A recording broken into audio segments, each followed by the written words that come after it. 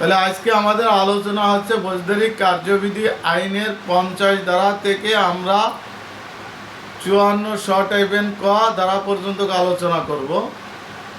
এখন আমরা 51 ধারা নিয়ে আলোচনা করব। 51 ধারাটা হচ্ছে এখানে কি কি ধরনের প্রশ্ন হইতে পারে। 51 ধারা যে এই যে আমরা 47, 48, 49 ধারা যে ব্যক্তিকে আটক করলাম, এই আটককৃত ব্যক্তির পরে করণীয় কি, যদি আসে যে আটককৃত আসামির পরে করণীয় কি, যাকে আপনি আটক করেছেন এরপরে আপনার করণীয় কি, এটা হচ্ছে আমাদের মূলত 51, 52, 53 ধারা। তাহলে 51 ধারা যেটা বলছে যে আটককৃত ব্যক্তি যাকে আপনি গ্রেপ্তার করছেন, প্রথমে তার যদি জামিনের ব্যবস্থা থাকে তাহলে জামিন দিয়ে দিবেন, আর জামিনের যদি ব্যবস্থা না থাকে তাহলে কি করতে হবে, তার দেহ তল্লাশি করতে হবে। এবং দেহ তল্লাশি করার পর যদি তার নিকট কোনো বস্তু পাওয়া যায়, তার পরিধেয় বস্তু ব্যতীত তার নিকট যদি অন্য কোনো বস্তু পাওয়া যায়, তাহলে যে নতুন এটা সংযোজন করা হয়েছে যে সাক্ষীদের উপস্থিতিতে তার দেহ তল্লাশি করতে হবে এবং যে সকল বস্তু পাওয়া যাবে তার একটা তালিকা প্রস্তুত করতে হবে, অর্থাৎ একটা জব্দ তালিকা তৈরি করতে হবে। আর এই তালিকায় ওই সাক্ষীদের স্বাক্ষর গ্রহণ করতে হবে।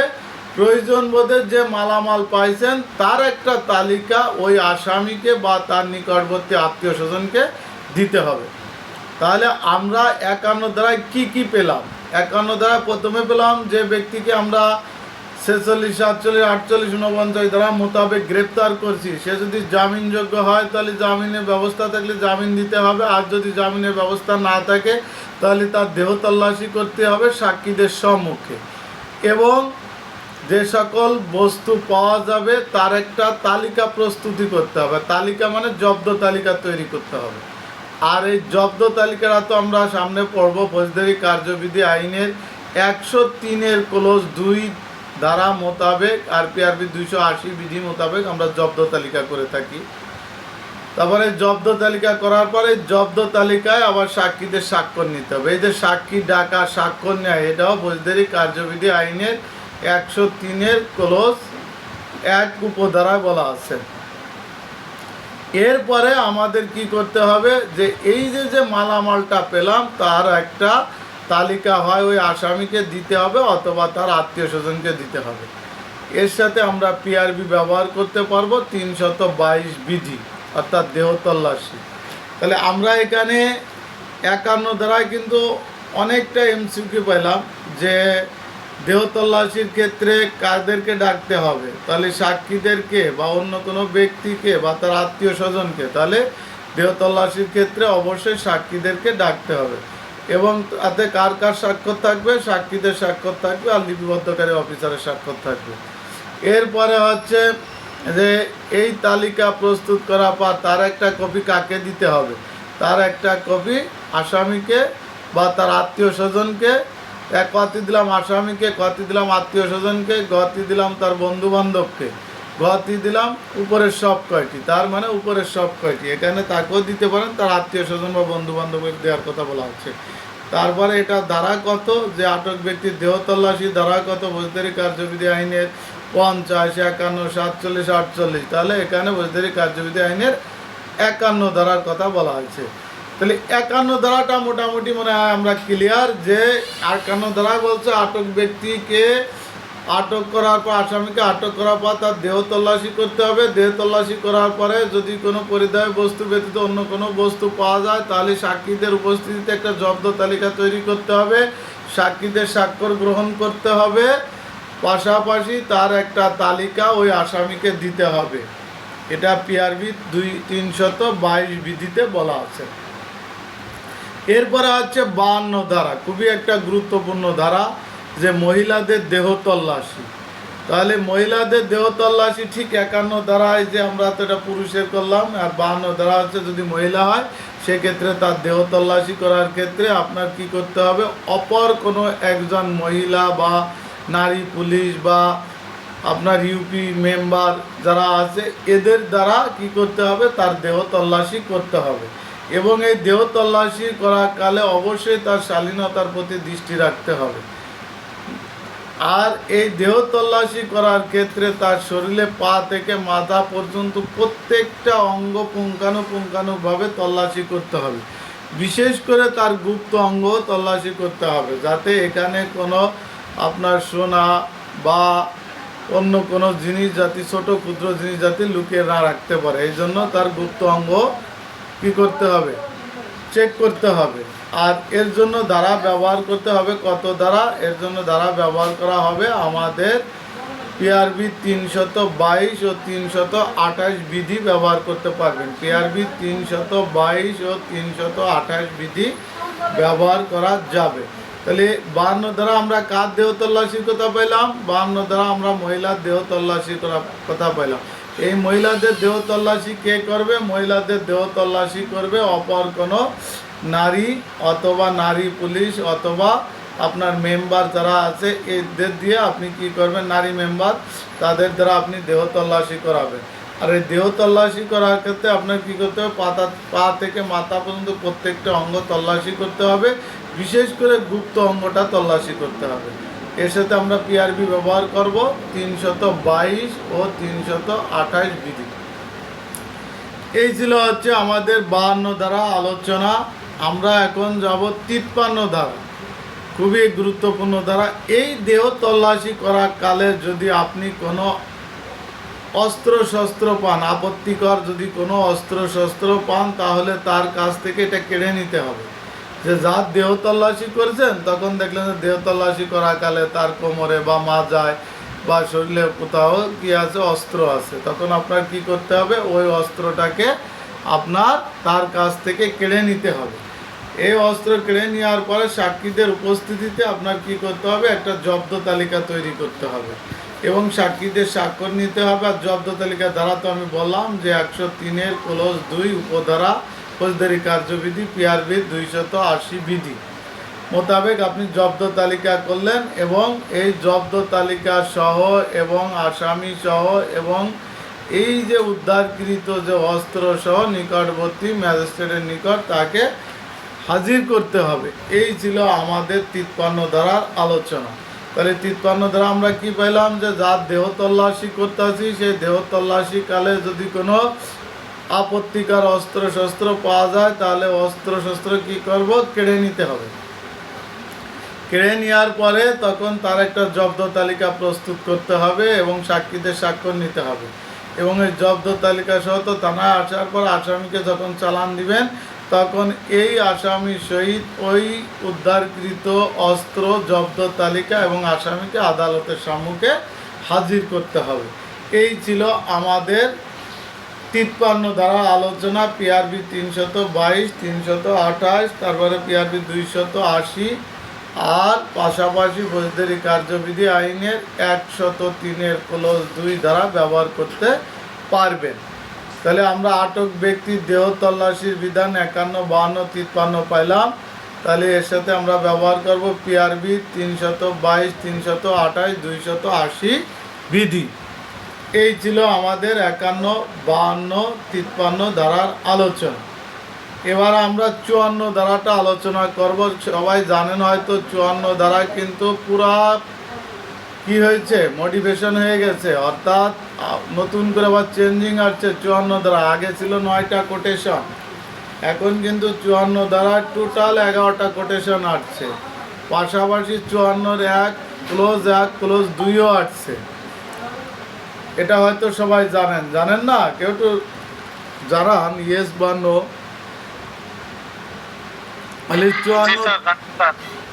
54 ধারা টোটাল যদি আসে যে 54 ধারায় কয়েকটি পদ্ধতিতে গ্রেপ্তার করা যায় বিনা পরোয়ানা, তাহলে 11টা পদ্ধতিতে গ্রেপ্তার করা যায়। আগে যত 9টা পদ্ধতিতে, এখন কয়টা পদ্ধতিতে গ্রেপ্তার করা যায়? এখন কিন্তু 11টা পদ্ধতিতে এই 54 ধারায় গ্রেপ্তার করা যায়। এখন আমাদের 54 ক্লোজ 1 আছে, 54 ক্লোজ 2 আছে।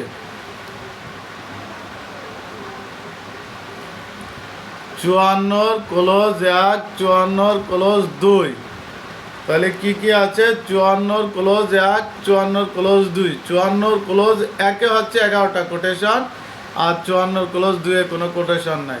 তাহলে যদি আসে যে বিনা পরোয়ানায় গ্রেপ্তার, তাহলে আপনারা কি লিখবেন? 54 ক্লোজ 1 1 লিখে এই যে 11টা কোটেশন আছে 11টা কোটেশন লিখতে হবে, আর 54 ক্লোজ 2 আলাদা আরেকটা কোটেশন। যদি আসে যে পুলিশ কোন কোন ক্ষেত্রে বিনা পরোয়ানায় গ্রেপ্তার করতে পারে, তাহলে আপনারা কি লিখবেন? 54 ক্লোজ 1 ধারা মোতাবেক এই 11টা কোটেশনে পুলিশ বিনা পরোয়ানায় গ্রেপ্তার করতে পারে। তাহলে আমরা এখন মূল, আর গ্রেপ্তার মানেই তো পিআরবি 316 বিধি, এটা তো আপনাদেরকে বারবার বলতেছি, আপনারা একটু জেনে নেবেন। পিআরবি 316 বিধি, যে ধরনেরই গ্রেপ্তার হোক সেখানে পিআরবি 316 বিধি ব্যবহার করতে পারবেন। তল্লাশি শব্দ শুনলে সেখানে জানবেন যে সেখানে পিআরবি 280 বিধি। হ্যাঁ মেহেদি, এই তো কমেন্ট না করলে জানতে পারবেন কিভাবে? কমেন্ট করতে হবে। আপনারা হয়তো আগে জানছেন 9টা, এখন এই যে 2025 সালে নতুন সংশোধন হয়েছে, এখানে 11টি কোটেশনের কথা বলা আছে। আমি 11টা কোটেশন দরকার হলে আপনাদেরকে দিয়ে দিব। এখন আর 54 ধারায় কিন্তু 9টা কোটেশনে গ্রেপ্তার করা যাবে না, এখন 11টা কোটেশনে গ্রেপ্তার করা যাবে। তাহলে প্রথমে 54 ক্লোজ 1 বলছে যে যে কোনো পুলিশ অফিসার ম্যাজিস্ট্রেটের অনুমতি ব্যতীত, কথাগুলো একটু বুঝেন, যে কোনো ধরনের পুলিশ অফিসার, পিআরবি অনুসারে কনস্টেবল থেকে আইজি পর্যন্ত সবাই কিন্তু পুলিশ অফিসার, তার মানে একজন কনস্টেবল যদি তার সম্মুখে এই যে নিম্ন বর্ণিত অপরাধগুলো সংগঠিত হয়, তাহলে তিনি ম্যাজিস্ট্রেটের আদেশ ব্যতীত তাকে বিনা পরোয়ানায় গ্রেপ্তার করতে পারবেন। এটা ছিল 54 ক্লোজ 1 কথা। 54 ক্লোজ 1 কি বললাম? যে যে কোনো পুলিশ অফিসার নিম্ন বর্ণিত এই যে নিম্ন বর্ণিত অপরাধগুলো তার সম্মুখে হতে দেখলে তাহলে তিনি কি করবেন? বিনা ম্যাজিস্ট্রেটের আদেশ ব্যতীত বিনা পরোয়ানায় গ্রেপ্তার করতে পারবেন। এখন আসি যে আমরা এই যে নিম্ন বর্ণিত অপরাধগুলো, এখানে আপনারা ক্লোজ 1 2 3 4 5 6 7 8 9 10 11 এভাবে ব্যবহার করা যাবে না। এখানে ব্যবহার করতে হবে প্রথমত, দ্বিতীয়ত, তৃতীয়ত, চতুর্থত, পঞ্চমত, ষষ্ঠ, সপ্তম, অষ্টম, নবম, দশম, তারপরে 11 10 দশমত, আর হচ্ছে 11তম। এইভাবে আপনাকে লিখতে হবে। 1 2 3 লিখলে ভুল হবে, কারণ 54 ক্লোজ 1 আছে, 1-এরই আবার 11টা পার্ট আছে। তাহলে প্রথমত যেটা, এটা কিন্তু একটু চেঞ্জ আছে, যে পুলিশ অফিসারের সম্মুখে, কথাটা একটু মনে রাখবেন, পুলিশ অফিসারের সম্মুখে যদি কেউ আমলযোগ্য অপরাধ করে, পুলিশ অফিসারের সম্মুখে অর্থাৎ পুলিশ অফিসারের উপস্থিতিতে যদি কেউ আমলযোগ্য অপরাধ করে, তাহলে পুলিশ অফিসার তাকে বিনা পরোয়ানায় গ্রেপ্তার করতে পারবে।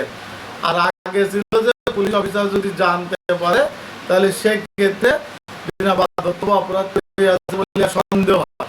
আর এখন বলছে কি যে না, পুলিশ অফিসারের সম্মুখে যদি কেউ আমলযোগ্য অপরাধ করে, তাহলে পুলিশ অফিসার তাকে বিনা পরোয়ানায় গ্রেপ্তার করতে পারে। এটা হচ্ছে প্রথমত। তাহলে প্রথমত আমরা কি বললাম? যে পুলিশ অফিসারের উপস্থিতিতে আমলযোগ্য অপরাধ সংগঠিত হতে হবে, তাহলে পুলিশ অফিসার কি করবে?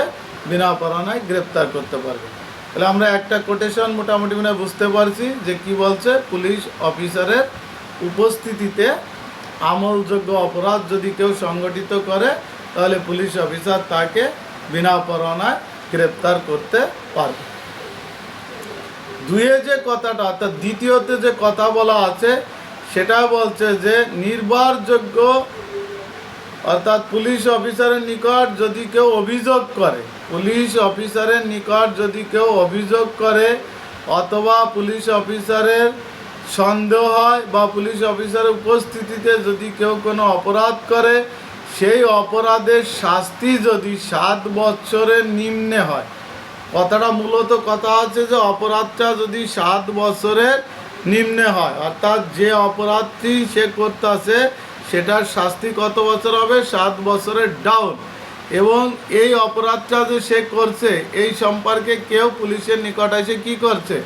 অভিযোগ দাখিল করছে, পুলিশের নিকট এসে সে কি করছে, অভিযোগ দাখিল করছে এবং পুলিশের নিকট নির্ভরযোগ্য সংবাদ আসছে বা পুলিশ এরূপ কি সংবাদ পাইছে যে সেখানে কোনো অপরাধ হয়েছে এবং এই অপরাধটার ভিত্তিতে পুলিশ দেখলো যে সে যে অপরাধ করছে সে অপরাধের শাস্তি কত বছর হইতে পারে, 7 বছরের নিম্নে হইতে পারে। এইরূপ অপরাধের ক্ষেত্রে যদি পুলিশ অফিসার মনে করে যে একে যদি গ্রেপ্তার না করি তাহলে সে কি করবে, ওই বাদীকে সে হুমকি প্রদর্শন করবে, তারপরে সাক্ষ্য প্রমাণ বিলুপ্ত করবে, তারপরে পুলিশের কাজে বাধা প্রদান করতে পারে। এইরূপ সন্দেহ সৃষ্টি হলে তখন পুলিশ অফিসার তাকে কি করবে, বিনা পরোয়ানায় গ্রেপ্তার করতে পারবে। তাহলে মূলত যে 2 ধারা আমরা দ্বিতীয়ত যেটা পাইলাম সেটা হচ্ছে যে আগে কারো অভিযোগ আসতে হবে এবং সেটা যুক্তিসঙ্গত হতে হবে এবং পুলিশের কাছে সেটা সন্দেহ সৃষ্টি হতে পারে। তখন পুলিশ অফিসার কি করবে, যে দেখবে যে এই অপরাধটা শাস্তি কতদিন হতে পারে। তখন দেখলো যে সে যে অভিযোগটা নিয়ে আসছে তার শাস্তি 7 বছরের কম এবং এটার উপর ভিত্তি করে পুলিশ অফিসার দেখলো যে এই ব্যক্তিকে যদি গ্রেপ্তার না করা হয় তাহলে সে বাদীকে হুমকি প্রদর্শন করতে পারে বা পুনরায় একই ধরনের অপরাধ করতে পারে, অথবা সে সাক্ষ্য প্রমাণ বিলিষ্ট করতে পারে বা সে পলাতক হতে পারে। তখন এইসবের উপর ভিত্তি করে পুলিশ অফিসার ওই ব্যক্তিকে বিনা পরোয়ানায় গ্রেপ্তার করতে পারেন। এটা হচ্ছে দ্বিতীয়ত। আর তৃতীয়তে যেটা বলা আছে অর্থাৎ 3 নম্বর, তৃতীয়তে যেটা বলা হয়েছে নির্ভরযোগ্য সংবাদ বা নির্ভরযোগ্য তথ্যের উপর ভিত্তি করে যে ওখানে এই ধরনের একটা অপরাধ ঘটছে, মানে নির্ভরযোগ্য সংবাদ বা নির্ভরযোগ্য তথ্য যে এখানে একটা খুন হয়েছে, এটা একটা নির্ভরযোগ্য তথ্য দিল। এই তথ্যের উপর ভিত্তি করে পুলিশ অফিসার ওখানে গেল, যা দেখলো যে এখানে যে অপরাধটা সংগঠিত হয়েছে এই অপরাধটার শাস্তি 7 বছর হতে ততূর্ধ্ব অর্থাৎ মৃত্যুদণ্ড পর্যন্ত হতে পারে। এই নির্ভরযোগ্য সংবাদের উপর ভিত্তি করে পুলিশ অফিসার দেখলো যে কি, যে অপরাধটা এখানে সংগঠিত হয়েছে সেই অপরাধটার শাস্তি কি হতে পারে, 7 বছর হতে কত মৃত্যুদণ্ড পর্যন্ত হতে পারে। এইরূপ বিশ্বাস করার কারণ থাকলে পুলিশ অফিসার তখন ওই ব্যক্তিকে কি করবে, বিনা পরোয়ানায় গ্রেপ্তার করবে। আগে এই 2 ধারা 3 ধারা অর্থাৎ দ্বিতীয়ত আর তৃতীয়ত যদি আপনি বোঝেন পরে এগুলো আপনারা জানবেন। তাহলে প্রথমে তো যেটা আমি পড়াইলাম সেটা হচ্ছে যে পুলিশ অফিসারের উপস্থিতিতে আমলযোগ্য অপরাধ সংগঠিত হলে পুলিশ অফিসার তাকে বিনা পরোয়ানায় গ্রেপ্তার করতে পারে। দ্বিতীয়ত যে পুলিশ অফিসারের নিকট কেউ অভিযোগ করলো বা পুলিশ অফিসারের সন্দেহ হলো বা যুক্তিসঙ্গত কারণ আছে যে এই ব্যক্তিকে যদি গ্রেপ্তার না করা হয় তাহলে সেই ব্যক্তি পুনরায় একই ধরনের অপরাধ করতে পারে বা সাক্ষ্য প্রমাণ বিলিষ্ট করতে পারে অথবা সে পলাতক হইতে পারে এবং সেই তথ্যের উপর ভিত্তি করে পুলিশ অফিসার তার শাস্তি দেখলো যে 7 বছরে কম হইতে পারে, সেটার উপর ভিত্তি করে তাকে বিনা পরোয়ানায় গ্রেপ্তার করতে পারে। আর তৃতীয়ত আলোচনা হচ্ছে যে নির্ভরযোগ্য কেউ তথ্য দিচ্ছে যে এখানে এই ধরনের একটা অপরাধ ঘটছে, তার শাস্তি পুলিশ অফিসার দেখলো যে 7 বছর থেকে কত মৃত্যুদণ্ড পর্যন্ত হতে পারে এবং এইরূপ বিশ্বাস করিবার কারণ রয়েছে যে এখানে অপরাধটি সংগঠিত হয়েছে, তখন পুলিশ অফিসার কি করবে, তাকে বিনা পরোয়ানায় গ্রেপ্তার করবে।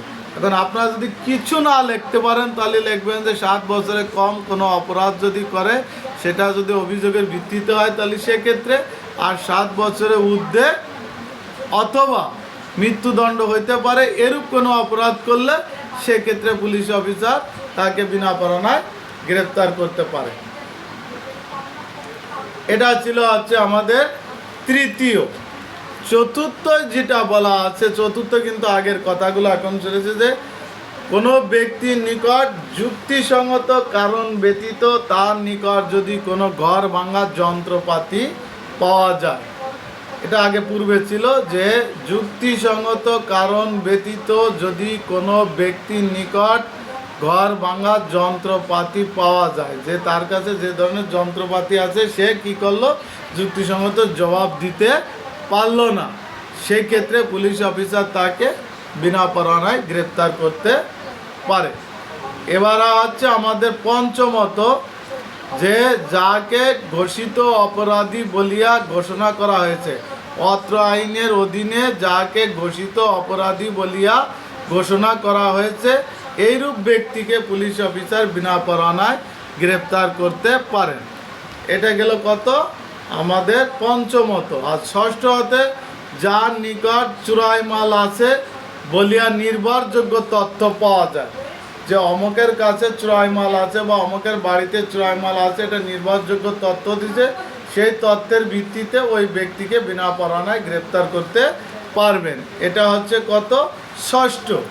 সপ্তমত যে পুলিশের কাজে যদি কেউ বাধা প্রদান করে বা পুলিশ হেফাজতে যদি কেউ পালায়ন করে, তা পুলিশ হেফাজতে যদি কেউ পালায়ন করে বা পুলিশের কাজে যদি কেউ বাধা প্রদান করে, তাহলে তাকে পুলিশ অফিসার বিনা পরোয়ানায় গ্রেপ্তার করতে পারেন। এটা হচ্ছে আমাদের কত? সপ্তমত। অষ্টমত যেটা আমরা দেখতে পাই যে পুলিশ অফিসার অর্থাৎ কোনো ব্যক্তি, পুলিশ অফিসার যদি জানতে পারে যে কোনো ব্যক্তি 3 বাহিনী হতে পালায়ন করে আছে, অর্থাৎ সেনা, নৌ, বিমান বাহিনী অর্থাৎ সামরিক বাহিনী হতে যদি কেউ পালায়ন করে থাকে, তাহলে সেই ব্যক্তিকে বিনা পরোয়ানায় গ্রেপ্তার করতে পারেন।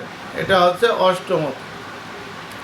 নবমত যেটা আছে, বাংলাদেশে যে কাজ করলে অপরাধ ঠিক একই ধরনের কাজ বাংলাদেশের বাইরে থেকে করে বাংলাদেশে আসলে তাহলে তাকেও বিনা পরোয়ানায় গ্রেপ্তার করতে পারবেন। দশমত যেটা, যে 565 ক্লোজ 3 উপধারা অর্থাৎ মুক্তিপ্রাপ্ত আসামি 565 ক্লোজ 3 উপধারা লঙ্ঘন করলে তাকে পুলিশ অফিসার বিনা পরোয়ানায় গ্রেপ্তার করতে পারেন। আর 11তম যেটা আছে, যে অপর কোনো পুলিশ অফিসারের নিকট হইতে গ্রেপ্তার করার জন্য অনুরোধপত্র পাওয়া গেলে সেক্ষেত্রে পুলিশ অফিসার বিনা পরোয়ানায় তাকে গ্রেপ্তার করতে পারেন। তাহলে এই 11টা। এখন আমি আপনাদেরকে যেটা বলতে চাচ্ছি যে আগের যে 9টা, এই 9টা তো আছেই, পাশাপাশি আরও 2টো কি আপনার উপধারা এখানে যোগ হয়েছে, সেটা হচ্ছে 2 আর 3। 1ও আগের আছে, আর যেটা 2 ছিল সেটা হয়েছে কত? 4। যেটা 3 ছিল সেটা হয়েছে 5। যেটা 4 ছিল সেটা হয়েছে 6। যেটা 5 ছিল সেটা হয়েছে 7। যেটা 6 ছিল সেটা হয়েছে 8। যেটা 7 ছিল সেটা হয়েছে 9। যেটা 8 ছিল সেটা হচ্ছে 10। আর যেটা 9 ছিল সেটা হচ্ছে 11। তার মানে কি আগের যে আপনার 9টা, এই 9টা তো জানলে হবে, পাশাপাশি এখন 2টা ধারা সংযোজন হয়েছে। আর এক ধারাটা আগে পুলিশ অফিসারের সম্মুখে না হলেও হতো, এখন বলছে যে পুলিশ অফিসারের সম্মুখে যদি আমলযোগ্য অপরাধ করে তাহলে সেক্ষেত্রে পুলিশ অফিসার তাকে বিনা পরোয়ানায় গ্রেপ্তার করতে পারে। আর 2 আর 3-এ যেটা বলছে যে 7 বছরের কম সংখ্যক কোনো অপরাধ করলে সেই অপরাধটা যদি নির্ভরযোগ্য তথ্যের উপর ভিত্তি করে পুলিশ অফিসারের নিকট যদি কেউ অভিযোগ দাখিল করে বা সন্দেহ হয়, তাহলে পুলিশ অফিসার তাকে বিনা পরোয়ানায় গ্রেপ্তার করতে পারে। আর 3-এ যেটা বলা আছে যে নির্ভরযোগ্য তথ্যের উপর ভিত্তি করে পুলিশ অফিসারের নিকট এরূপ তথ্য দিল যে উক্ত ব্যক্তির শাস্তি মৃত্যুদণ্ড অথবা 7 বছর পর্যন্ত হইতে পারে, সেক্ষেত্রে পুলিশ অফিসার যুক্তিসঙ্গত কারণ থাকলে ওইরূপ ব্যক্তিকে বিনা পরোয়ানায় গ্রেপ্তার করতে পারে। এই 2টা শব্দ এখানে নতুন সংযোজন হয়েছে। এটা ছিল 54 ক্লোজ 1। 54 ক্লোজ 2-এ যেটা বলছে যে পুলিশ অফিসার কোনো ব্যক্তিকে নিবর্তনমূলকভাবে আটক করার উদ্দেশ্যে কাউকে বিনা পরোয়ানায় গ্রেপ্তার করতে পারবেন না। তাহলে পুলিশ অফিসার নিবর্তনমূলক আটক হিসেবে কাউকে এই আইনের অধীনে বা অন্য কোনো আইনের অধীনে বিনা পরোয়ানায় গ্রেপ্তার করতে পারবেন না। এই নিবর্তনমূলক আটকটা কি, এটা কি কেউ জানেন? জানলে আমাকে একটু কমেন্ট করে জানান তো। নিবর্তনমূলক গ্রেপ্তার, এটা কিন্তু আমি আগে একবার পড়াইলাম মনে হয় সামনে, যে নিবর্তনমূলক আটকের জন্য আমরা কি করতে পারি? গ্রেপ্তার করতে পারি। তা নিবর্তনমূলক গ্রেপ্তার কেউ জানবেন? বা জানলে আমাকে একটু কমেন্ট করে জানান। না জানলেও বলেন যে স্যার আমরা জানি না, আপনি বলেন।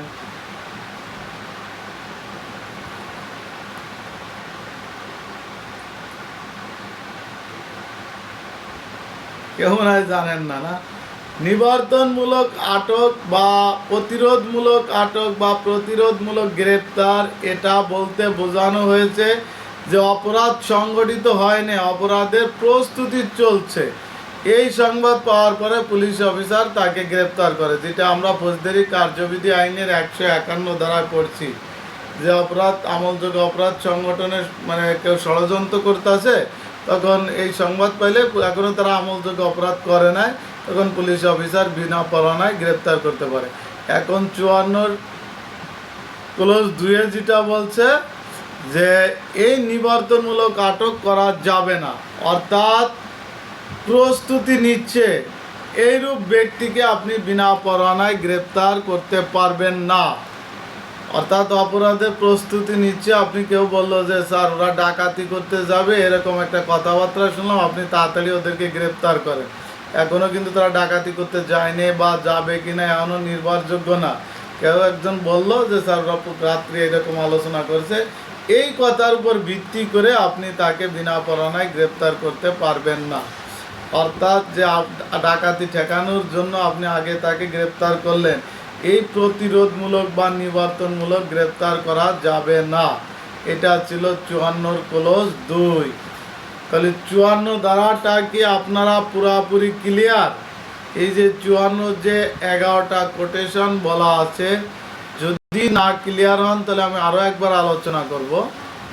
আমাকে একটু কমেন্ট করে জানাতে হবে যে স্যার আমরা 54 ধারা এখনো পুরোপুরি বুঝি নেই, বা 54 ধারাটা আর একটু জানান। ঠিক আছে, বলেন, কারো যদি কোনো সমস্যা থাকে একটু রেসপন্স করেন,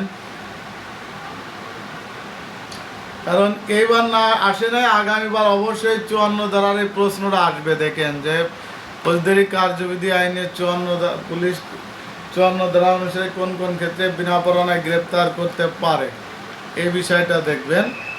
হ্যাঁ, আবার বলেন স্যার। ঠিক আছে, আমি তাহলে আবার এবার একটু, আগে তো বিস্তারিত আলোচনা করছি, এবার আর সার সংক্ষেপ আমি একটু সহজে বলি। 54 ক্লোজ 1-এ আপনার 11টা কোটেশন, তাহলে আগে লিখতে হবে 54 ক্লোজ 1-এ কি বলা আছে, যে যে কোনো পুলিশ অফিসার ম্যাজিস্ট্রেটের আদেশ ব্যতীত নিম্ন বর্ণিত অপরাধগুলোর জন্য বিনা পরোয়ানায় গ্রেপ্তার করতে পারে।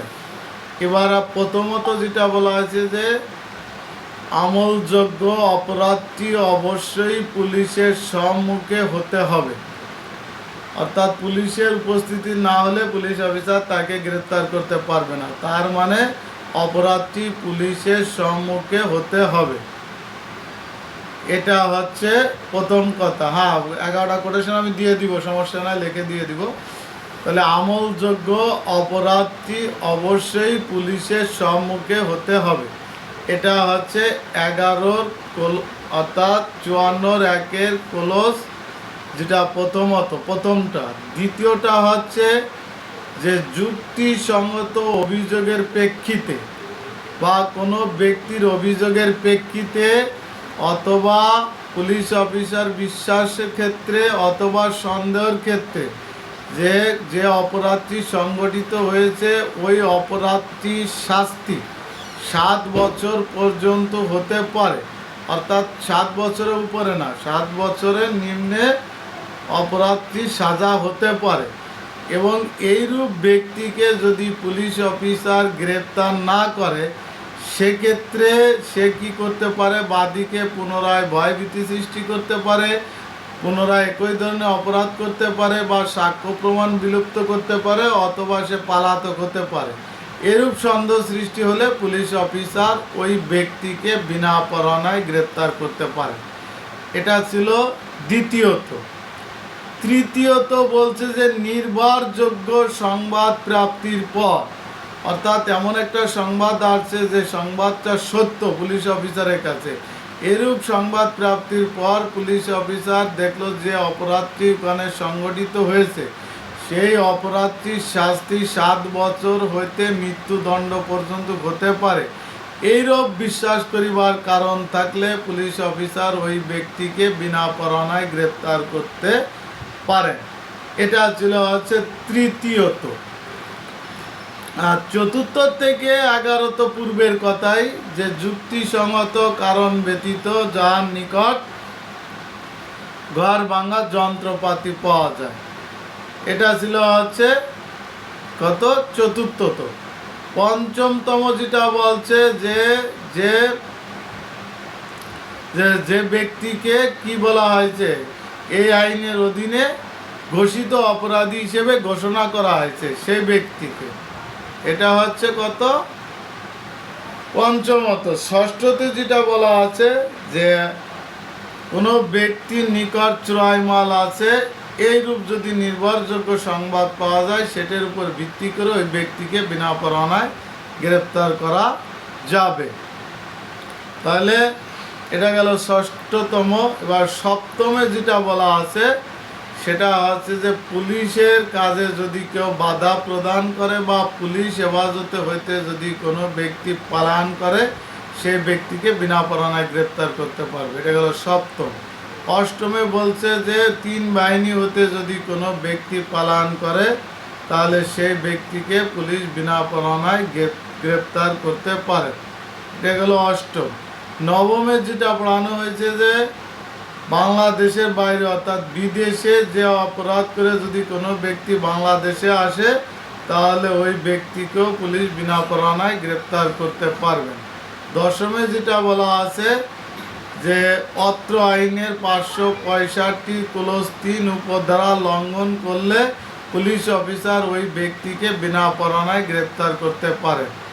আর 11তম যেটা বলা আছে সেটা হচ্ছে যে কোনো ব্যক্তিকে গ্রেপ্তার করার জন্য অপর কোনো ব্যক্তির নিকট হইতে কোনো অনুরোধপত্র বা অধিযাচন পাওয়া গেলে সেক্ষেত্রে পুলিশ অফিসার তাকে বিনা পরোয়ানায় গ্রেপ্তার করতে পারেন।